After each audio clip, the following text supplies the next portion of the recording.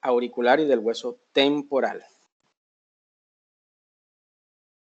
Bueno, hoy lo que vamos a ver son algunos caracteres que se producen a nivel del traumatismo del hueso temporal. Ustedes saben que es el hueso donde se enclava, donde está el oído, ¿verdad? Y muchas de las estructuras que comprometen la fisiología del funcionamiento del oído, como por ejemplo el paquete nervioso, el paquete vascular. Entonces, el traumatismo del hueso temporal, cualquiera que sean sus causas, pues es importante abordarlo y analizarlo para ver qué compromiso a nivel anatómico y fisiológico pueda haber, cuál es el tratamiento y cuál es el nivel de rehabilitación. Aquí pues conocer las indicaciones de descompresión quirúrgica del hueso temporal, identificar los propósitos de la evaluación clínica del paciente con traumatismo temporal y el tratamiento. Tenemos que, déjeme ver si hay alguien que esté entrando. Evidentemente don Daniel está entrando. Profe, dígame. profesor. Bueno, Erika le va a decir lo mismo. Profe, dígame. Yo tenía, pues, no sé si fue que entendí mal o qué, que hoy pasaba el grupo 3 con el seminario de... Ay. No, neurinoma del acústico. Eso, neurinoma del acústico. Bueno, no importa, lo hacemos. Ese es un tema que quedó pendiente, sí. Un tema que quedó pendiente. No, tranquila, que yo aquí no me demoro mucho. No lo hacemos, tenemos 2 horas para eso. Listo, profe. Listo, bueno, entonces se van preparando. Ok, muy bien, gracias por recordarlo, verdad que habíamos quedado en eso. Ok, bueno, entonces tenemos causa principal, los accidentes. Otra causa, la violencia. De esos pacientes que sufren traumatismo craneoencefálico o politraumatismo, del 14 al 22% de esos pacientes tienen fractura de hueso temporal. El 70% de esas fracturas ocurren desde los 20, 30 y 40 años de edad, la época pues más productiva del ser humano, donde hay más movimiento, y los hombres son los que más sufren. Y esto característicamente pues es de los politraumatismos, pues los hombres son los que más llevan de este tipo de patología. Aquí está entrando Moisés. Ok. Entonces, tenemos que el hueso temporal, ¿verdad? Una estructura, como quien dice, piramidal, de gran densidad. Claro que tiene algunas porciones donde esa densidad está un poquito más delgada. De gran densidad quiere decir de grosor, ¿verdad? Es una estructura de bastante grosor, pero hay situaciones, hay proporciones en donde este grosor es un poquito más delgado. Se dice que la fuerza requerida para producir la fractura de este hueso es de 1875 libras. Y como les decía, hay zonas donde hay mayor debilidad, ¿verdad? Sobre todo en esa zona que llamamos la 100, ¿verdad? La 100. Esas estructuras de mayor debilidad son los forámenes. ¿Y cuáles son los pares craneales que contienen? Séptimo, noveno, décimo y onceavo. La cóclea, una estructura importante a nivel del oído interno, el laberinto, la cadena osicular, la membrana timpánica, arteria carótida y vena yugular. Las estructuras importantes que se ven a ese nivel, ¿verdad? Y que cualquier trauma a ese nivel pueden comprometer cualquiera de ellas. ¿Verdad? Generalmente son fracturas abiertas con otorragia o sangrado por el conducto auditivo externo. Puede haber herniación cerebral, es decir, esa estructura del cerebro normal, por ocasión del trauma, se puede venir abajo, ¿verdad? Entonces se puede herniar. Denme un minutico aquí. Aló. Compañero. Dígame. ¿Cómo va la cosa?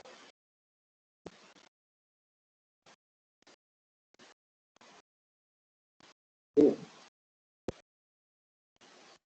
¿Una qué? Sí, cuéntame.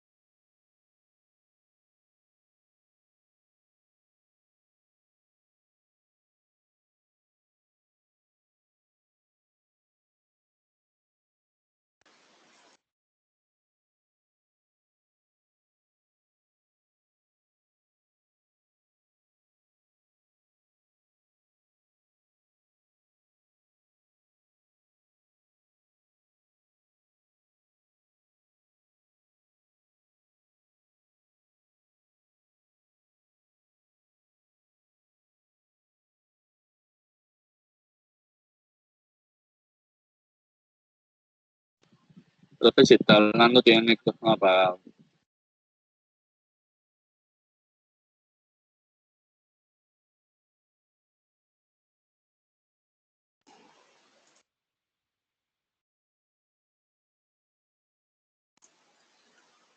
Hombre, qué pena con ustedes. Vamos a continuar. Creo que hicieron una llamada urgente ahí, entonces me tocó atenderla. Listo, entonces miren, tenemos aquí características como son la otorragia, la herniación cerebral, que dijimos que era ya pues el debilitamiento de la estructura del cerebro, sobre todo de las bases. Las fístulas de líquido cefalorraquídeo, es decir, un huequito por donde se viene, hace apertura y por donde se viene se elimina el líquido cefalorraquídeo. La gran mayoría son unilaterales y bilaterales en un 9 a un 20%. Fíjense aquí la otorragia que se produce en un trauma y aquí la equimosis a nivel mastoideo que se puede producir también. Vamos aquí a darle entrada a Valentina.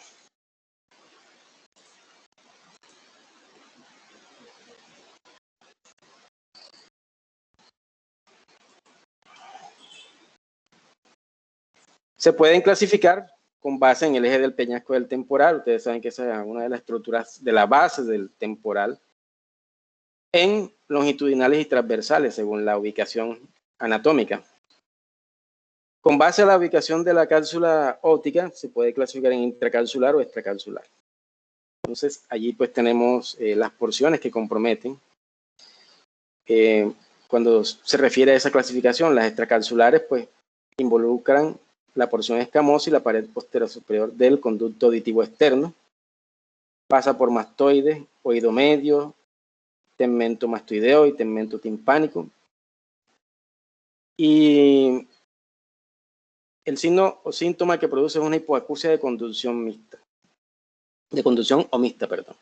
Puede ser, puede ser de origen neurológico o puede ser de conducción. Entonces aquí fíjense, nada más aquí pues este gráfico es para mostrar las estructuras que se encuentran a ese nivel. Tenemos el agujero yugular, la ubicación de ganglios geniculados, los conductos semicirculares del oído interno, el agujero oval, ¿verdad? El conducto auditivo externo. En fin, para clasificar el tipo de fractura, pues debemos ubicarnos en la base de ese hueso temporal. Las intracapsulares pasan por la cápsula óptica y provienen del foramen magno a través del ápice petroso. Nada más por mencionar la anatomía por donde se hace esta clasificación. Atraviesa el foramen yugular, conducto auditivo interno, foramen lacerum. Vienen o resultan de otras lesiones de otro hueso, del hueso occipital. Puede presentar hipoacusia neurosensorial, parálisis facial por compromiso de este nervio, y se puede asociar a fístula que puede terminar fácilmente. Acuérdense que cuando hablamos de fístula es cuando se produce una comunicación que no es anatómica, y se produce una comunicación entre cavidades que no es anatómica, que puede llevar a procesos de infección de las meninges. Entonces ahí pues tenemos una clasificación que fue la primera que mencionamos de las longitudinales y las transversas, y los diferentes signos y síntomas que se pueden producir, la diferencia que hay entre cada uno. Entonces tenemos que evaluar a nuestro paciente. En muchas ocasiones se considera, o para prevenir cualquier compromiso a nivel respiratorio, el asegurar la vía aérea, o sea, intubar al paciente, dependiendo de la severidad del trauma, ¿no? Hacer control de la hemorragia, esto pues tratando de alguna manera taponar todo lo que está sangrando, la evaluación del estado neurológico y la estabilización de la columna cervical. Y ya para una situación local, ¿verdad? Ya para verificar anatómicamente cómo está la lesión, pues hacemos un examen otológico de todas las estructuras, incluyendo el pabellón auricular, el conducto auditivo externo, la membrana timpánica y el oído medio. Fíjense aquí, este tipo de lesión que se produce, ¿verdad? Una hemorragia a nivel de la membrana timpánica, un hemotímpano, secundario a un trauma recibido a ese nivel. Entonces, fíjense, claro que el trauma no está de este lado, porque este lado es el lado sano. El trauma está de este lado. Fíjense la diferencia que hay entre la hemicara izquierda y la hemicara derecha. Hay una ptosis palpebral, o sea, una apertura anormal a nivel de los párpados. Hay una pérdida de la comisura labial, ¿verdad? Aquí de este lado, y una desviación de la comisura labial. Si el trauma es a este nivel. Todo eso por el compromiso a nivel facial que hay de los nervios, también de todo el paquete vascular que hay a este nivel. Entonces, evaluamos el conducto auditivo externo, si hay presencia de otorragia, otorrea, si hay fracturas de la pared del conducto auditivo externo, si hay presencia de herniación cerebral, es decir, si hay presencia de tejido cerebral. La exploración debe hacerse con lo más limpio posible, con las técnicas de asepsia y antisepsia posible. La presencia de sangre y cerumen nunca debe debridarse con irrigación, o sea, no debes echarle un chorro de líquido a ese conducto auditivo externo porque puede empeorar la hemorragia. Evaluamos cómo está la membrana timpánica, ¿sí? Si hay presencia de sangrado, si hay presencia de ¿cómo es que se llama? Estos mecanismos producen mucho trauma, y si hay perforación, es el término, si hay presencia de perforación de la membrana timpánica. Y se dice que hay un daño severo cuando tenemos una estenosis de ese conducto auditivo externo o la presencia de un colesteatoma, que ya ustedes saben de qué se trata eso. Evaluamos la integridad, fíjense, hay una perforación de la membrana timpánica, la presencia de hematoma, la presencia de sangrado. Hay hay algo que llamamos la exploración neurootológica, si tenemos la presencia o ausencia de nistagmo y qué tipo de nistagmo es. Acuérdense que el nistagmo es un movimiento anormal y repetitivo que hace el globo ocular. Si es periférico y el nistagmo es horizontal y rotatorio, es supresible con la fijación de la mirada, se dice que es periférico, y es central si el nistagmo es vertical, o sea, la mirada hacia arriba o cambiante, y no se fatiga, o sea, no hay pérdida de la conducción o de la contracción muscular, ¿no? Se hace de manera constante. Y puede haber presencia de fístulas perilinfáticas, que no ocurre enseguida, sino más o menos a los 7, 8 días, con la presencia de vértigo y la presencia de la disminución de la agudeza auditiva de manera fluctuante y progresiva. Hay pérdida de estos líquidos que ustedes saben que son importantes para la conducción. ¿Está intentando entrar alguien? No hay tanto. Ok. ¿Alguna pregunta hasta aquí? Esto es una evaluación integral del daño otológico y a ver cómo está el paciente en la parte neurológica.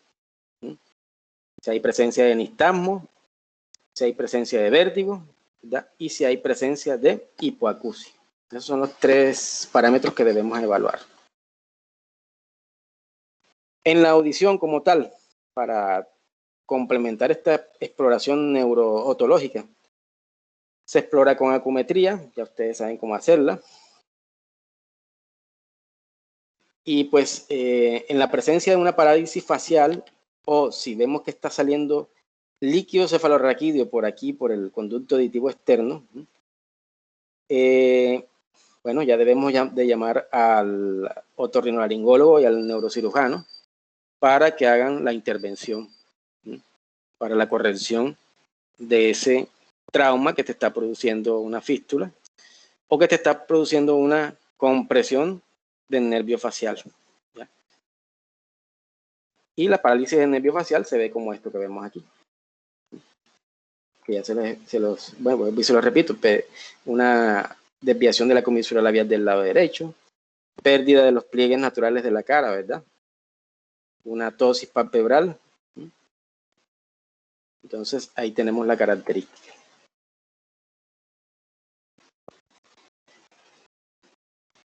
Para evaluar qué tanto daño hay a ese nivel, aquí me está escribiendo alguien que no ha podido entrar. Ok, ya entró.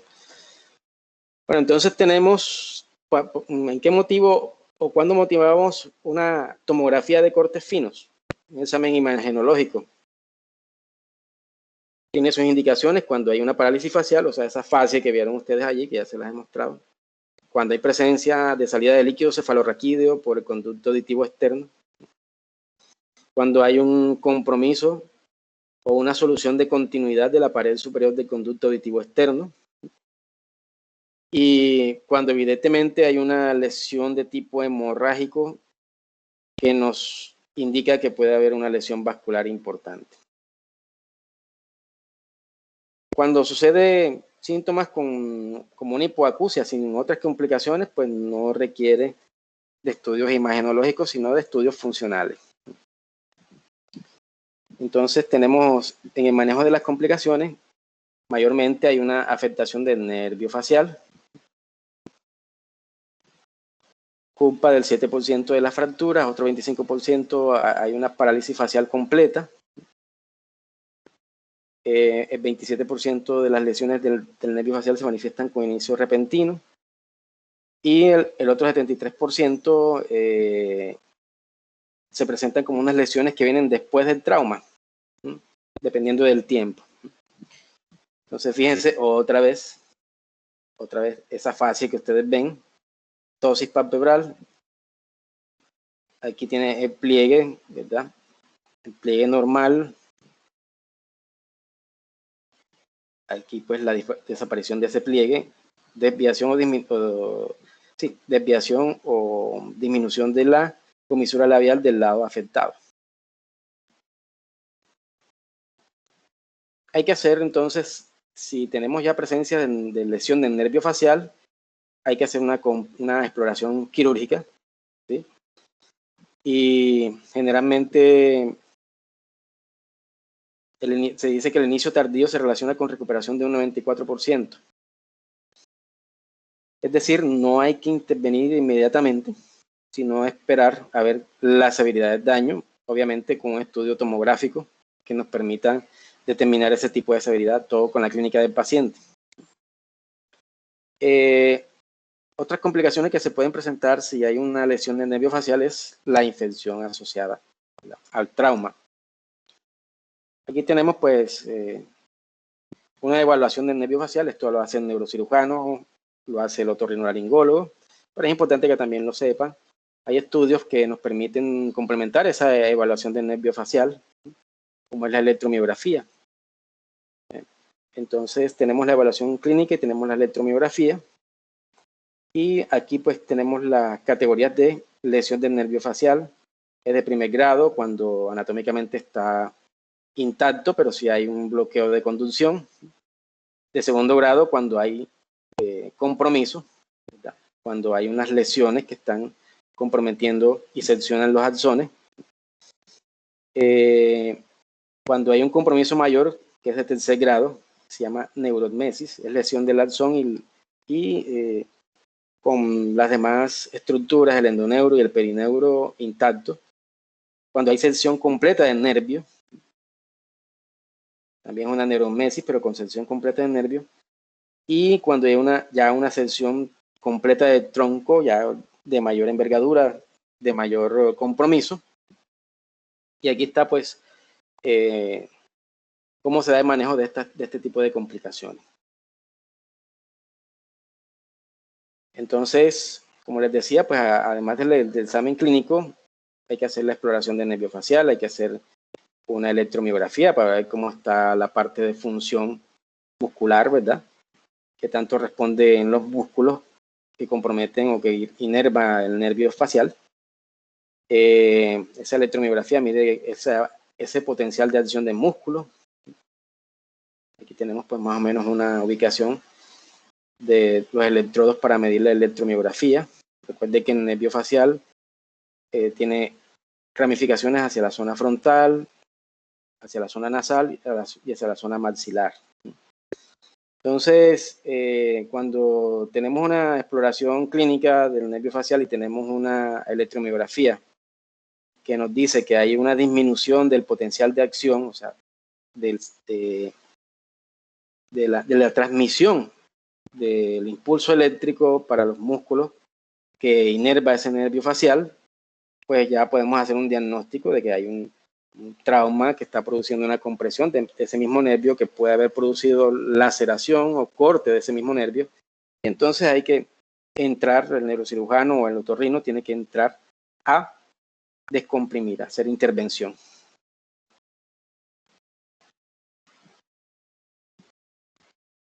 Aquí el tipo de abordaje, eso no vamos a ahondar mucho en ese tema. La descompresión, pues, como les dije, no está indicada de manera inmediata, pero sí de entre los 3 primeros días con reanastomosis en los primeros 20 días.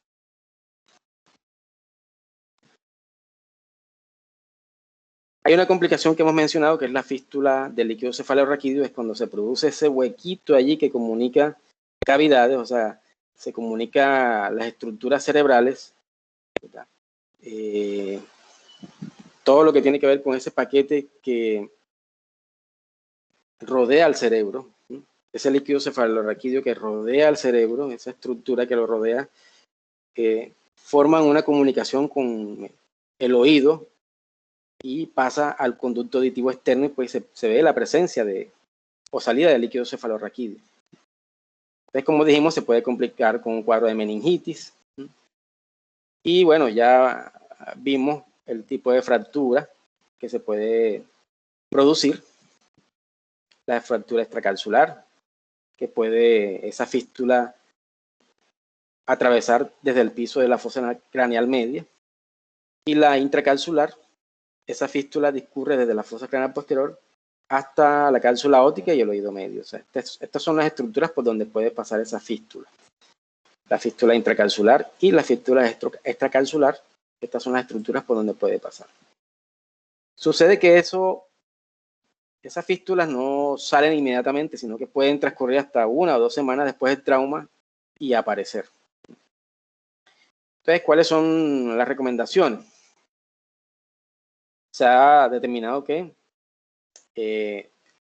ese líquido cefalorraquídeo puede salir por el conducto auditivo externo o la nariz, por la comunicación que hay pues, a nivel anatómico, se exacerba con el esfuerzo, ¿verdad? Casi siempre hay presencia de dolor de cabeza. Si se hace una evaluación pues, de ese líquido cefalorraquídeo, hay mucho más presencia de azúcar, menos de proteína y menos de potasio en comparación con las secreciones nasales. Entonces, podemos decir que ese líquido cefalorraquídeo es líquido cefalorraquídeo y no secreción nasal. Y en el laboratorio pues se determina ya o se confirma si hay presencia de estos dos componentes de beta-transferrina o beta-trazaproteína. Otro mecanismo, una TAC de cistenografía con contraste intratecal con material fluorescente, que miren, muestra aquí la presencia de ese líquido cefalorraquídeo, pero aquí saldría por la fosa nasal. Entonces, hay que hacerle tratamiento antibiótico porque el riesgo o la incidencia de adquirir una meningitis es bastante alto, del 2 al 88%. Entonces, los agentes causales, Streptococcus pneumoniae y Haemophilus influenza.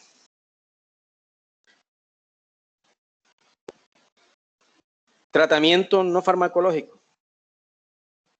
Se dice que generalmente cierran de 7 a 10 días.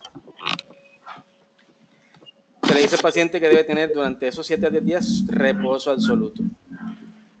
Elevación de la cabeza a 30 grados, evitar estornudar y soplar. Bueno, por lo menos el soplar sí se puede evitar, pero el estornudar pues es un reflejo, ¿cierto? Se puede hacer un drenaje lumbar, es decir, sacar líquido cefalorraquídeo por la columna lumbar para que disminuyan las presiones y pues no salga más líquido cefalorraquídeo por esa fístula. ¿Ok? Entonces, la otra complicación es la hipoacusia. Tienen un micrófono encendido, por fin. Entonces, puede ser de tipo conductiva, neurosensorial, o puede ser las dos, conductiva y neurosensorial, o mixta, como se dice. En la parte extracapsular, la fractura extracapsular,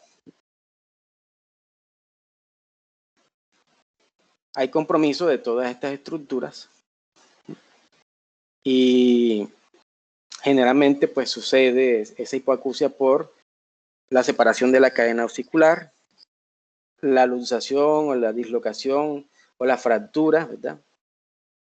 De cada uno de la cadena ossicular que se menciona aquí, por ejemplo, la luxación del estapedio de un 82%, la dislocación del yunque un 57% y la fractura del estribo un 30%. Otra de tipo conductivo es la presencia de hemotímpano. El acúmulo de la sangre a ese nivel pues va a producir una hipoacusia conductiva.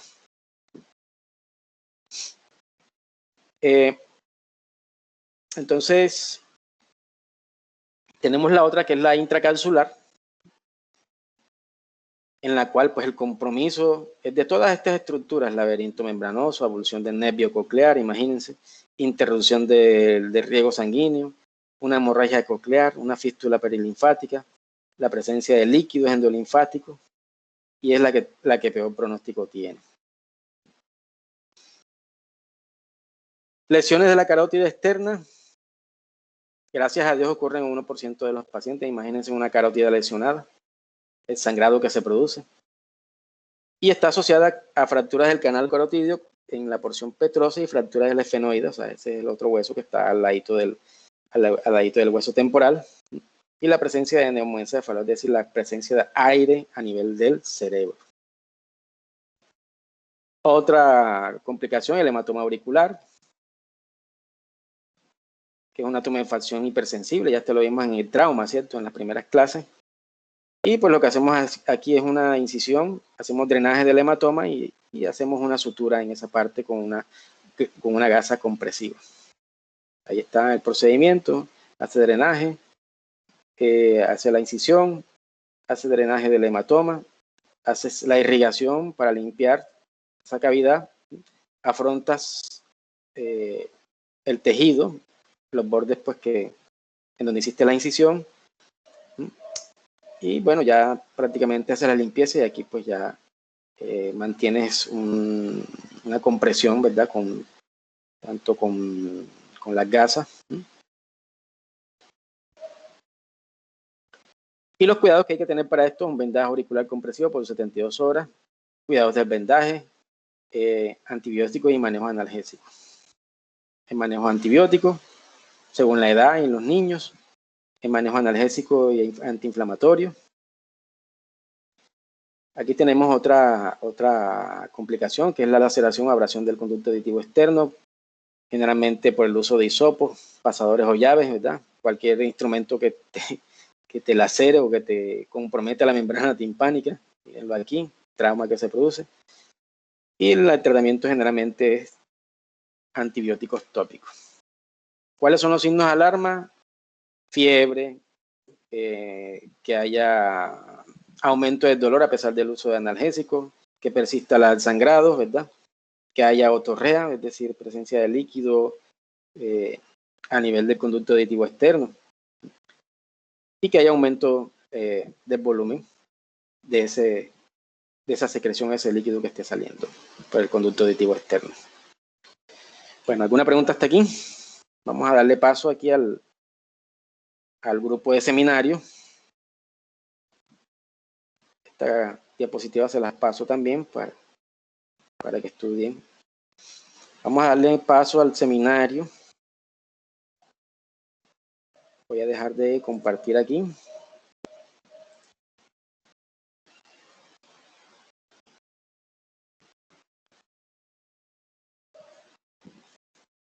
Ya no ven la presentación, ¿cierto? Profe. Ok, entonces les doy la palabra si no tienen alguna pregunta aquí con respecto al tema que acabamos de tratar.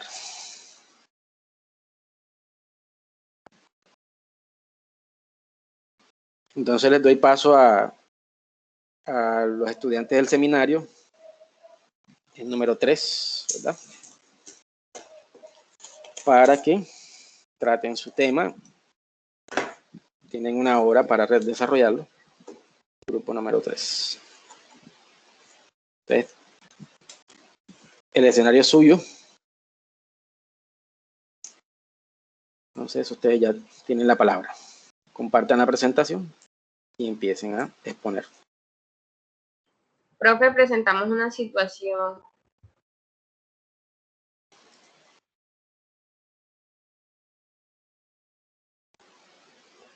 ¿Cuál es la situación?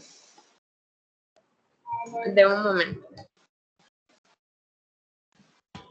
Lo que pasa es que varias de mis compañeras no están ahora mismo presentes para realizar el seminario. Una de mis compañeras se quedó sin fluido eléctrico y la otra realmente no sé qué le habrá pasado. Entonces, prácticamente nada más habemos 3 de 5. Bueno, ¿y ustedes pueden asumir la presentación? Profe, yo creería que no, porque ya teníamos como que, a pesar de que todas nos reunimos en consenso y fuimos sacando apuntes, ya teníamos como que un orden cronológico y o sea, no me parece como que tan chévere ahora nosotros salir y dejarlas a ellas. No sé si usted nos podría dar otro plazo o qué. Bueno, se les deja para la próxima. Entonces ya el tema de ustedes no entraría sino para el próximo examen. Entonces sería para el jueves, profe, próximo jueves. Para el jueves, sí. Ah, ok, muchas gracias, profe. Bueno, listo. Entonces, el siguiente tema que tenía para hoy, o que tengo para hoy, es el barotraumatismo. Vamos a retomar la presentación.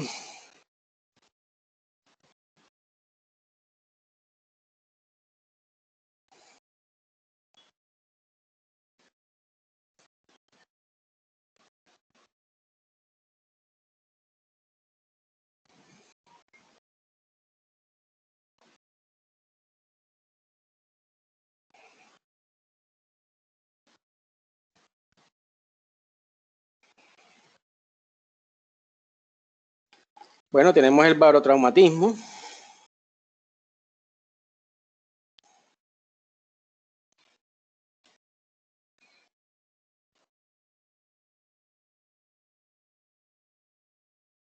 Que también recibe el nombre de barotitis media o aeritis media, que consiste en una molestia del oído debido a las diferentes presiones entre la parte interna y la parte externa del tímpano. O sea, usted sabe que hay unas presiones que maneja el oído medio, unas presiones que maneja el oído externo y que pueden terminar en un daño del oído.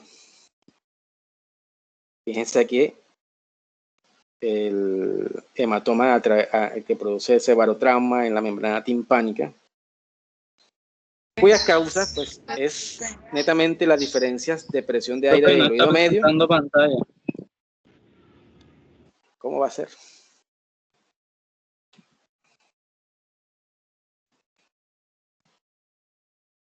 Permítanme. Esta plataforma me he dado cuenta que es un poco más difícil de manejar. No es mucha la diferencia con la.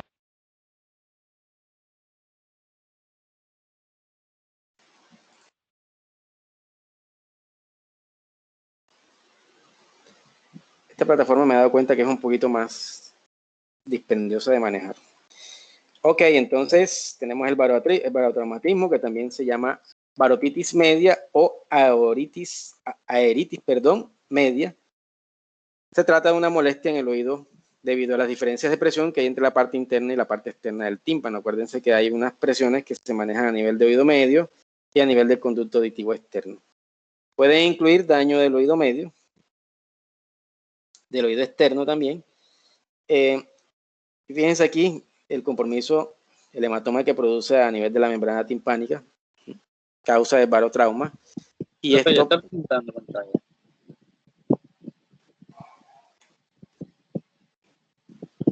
No se logra. no se ve la presentación. Señor.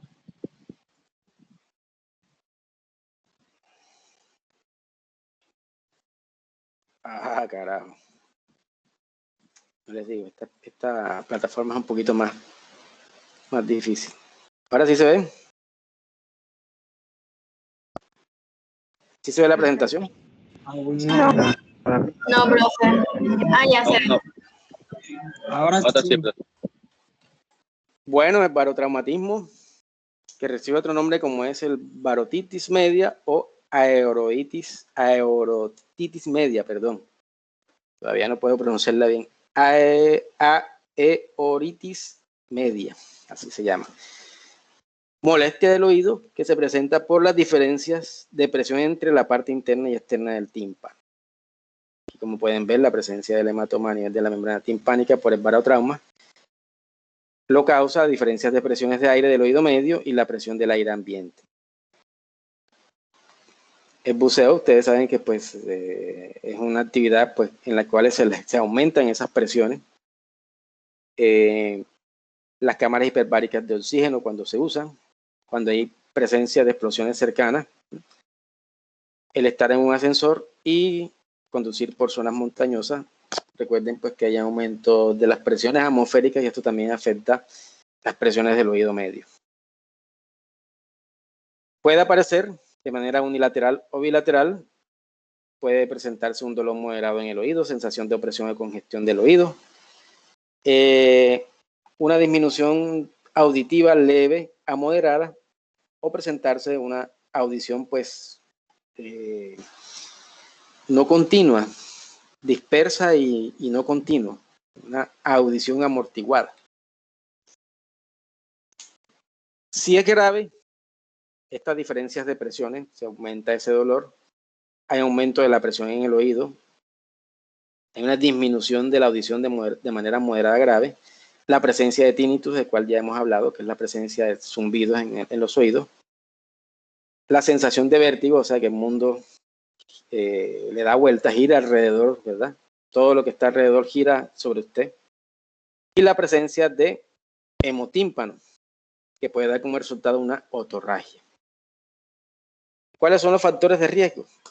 A nivel anatómico, una presencia de una trompa de Eustaquio pequeña, ¿verdad? Una trompa de Eustaquio que ya hemos conversado, ya le hemos hablado, que se ve más que todo la diferencia anatómica y su ubicación, su dirección, ¿verdad? Y esto sucede generalmente en los niños pequeños y en los bebés. Estados como el resfriado común, que puede producir esas diferencias de presiones, la infección de los senos paranasales, una rinitis alérgica, una otitis media y dormir en un avión durante el ascenso y descenso porque no se puede bostezar o tragar. Ustedes saben que estas acciones disminuyen las presiones a nivel del oído medio y pueden inclusive igualarlas. ¿Cuáles son las complicaciones? Tinnitus continuo y pérdida permanente de la audición. Entonces, ¿qué hacemos como prevención? Tratar de bostezar y tragar durante un ascenso y descenso del avión, ¿verdad? Cuando haya presencia de esos síntomas en los cuales pues se siente que hay aumento de la presión a nivel del oído medio, tratar de hacer estas dos maniobras. Mucha gente dice pues o recomienda masticar chicle cuando tengas que hacer un vuelo, ¿verdad? O cuando se presenten cualquiera de las situaciones que mencionamos anteriormente. Aquí están acá. El buceo, el uso de cámaras hiperbáricas, ¿verdad? Entrar en un ascensor y conducir por zonas montañosas, así como subirse a un avión. Utiliza la maniobra de Valsalva, que no consiste simplemente en obstruir con la mano las fosas nasales y la boca y tratar de expulsar aire. Es una maniobra de Valsalva que ayuda a disminuir las presiones del oído medio. ¿Ok?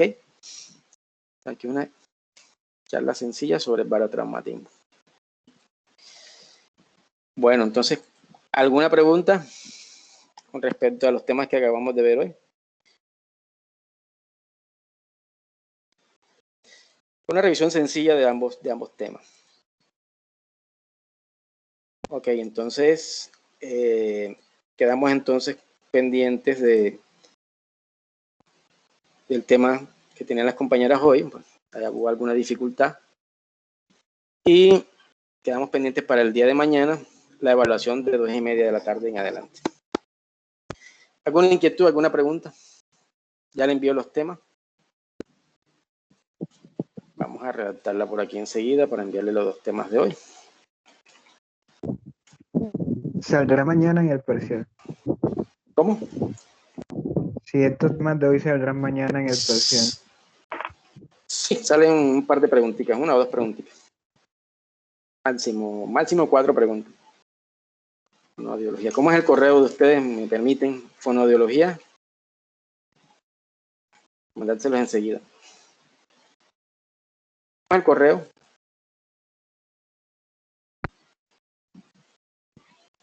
¿Alguien que lo sepa? ¿No se acuerdan? Bueno, listo. Entonces, yo ahorita se los mando, entonces voy a buscarlo aquí. Fonoaudiología Unisupre 20. Fonoaudiología 2020. Creo que es 2020. No, Fonoaudiología unisupre20@gmail.com. así como dice Juan. Fonoaudiología Unisucre 20 @gmail.com. Lo voy a mandar los 2 temas en presentación. Bueno, entonces nos vemos mañana. ¿Tiene ninguna otra inquietud?